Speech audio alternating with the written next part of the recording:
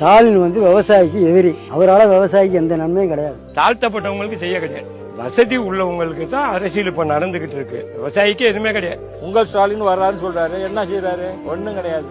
525 கோரிக்கை கொடுத்தாரு. அவரு நின்று ஜெயிக்கிறப்ப எத்தனை கோரிக்கை செஞ்சிருக்காரு? என்ன கோரிக்கை செஞ்சிருக்காரு? சென்ட்ரல் கவர்மெண்ட்ல ₹1 ஏத்துறாங்க கிலோவுக்கு, அதை இவரு கொடுத்தேன்னு சொல்றாரு. அரிசி இலவசம் 35 கிலோ அவர் தான் கொடுக்கறாரு, இவரு கொடுக்கறேன்னு சொல்றாரு. ஒரு லோன் கிடையாது, ஒரு இன்சூரன்ஸ் கிடையாது.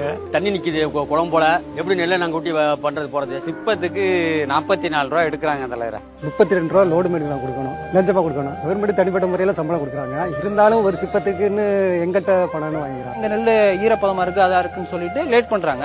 அப்படிங்கிறப்ப நாங்களே லஞ்சம் கொடுக்கறதுக்கு நாங்களே தள்ளப்படுறோம். இந்த மக்களா புரியாம அவனுக்கு ஓட்ட போட்டு அந்த நடக்க வந்த உடனே நீ கோல் தள்ளுபடி ஆச்சு அவனுக்கு விவசாயத்துல.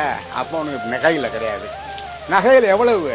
5 பவுன் தான். அதுக்கு மேல இருந்தா கோடீஸ்வரன். எங்க பிள்ளைங்க எல்லாம் ஸ்கூல் போறதுக்கு காலேஜ் போறதுக்கு எல்லாம் பஸ் நேரத்துக்கு வர மாட்டேங்குது. இந்த பொம்பளைங்க ஓசி பஸ்னா எல்லா பேரும் வந்துறாளுங்க. பஸ்ல போறவனே ஊர்ல வந்து சிஆர்சி பஸ், கவர்மெண்ட் பஸ் வரதில்லை.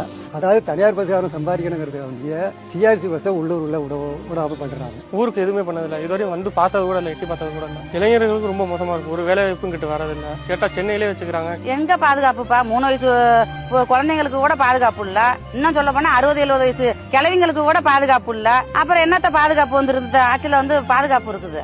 முக்க வேலை செய்யறோம், ₹400 சம்பளம் கொடுக்கறாங்க. அதை வச்சு என்ன செய்ய முடியும்? இவரை வச்சுக்கிட்டு பண்ண ஜா வேண்டியதான். விவசாயம் பண்ண முடியாது. மாறுதல் வேணும்.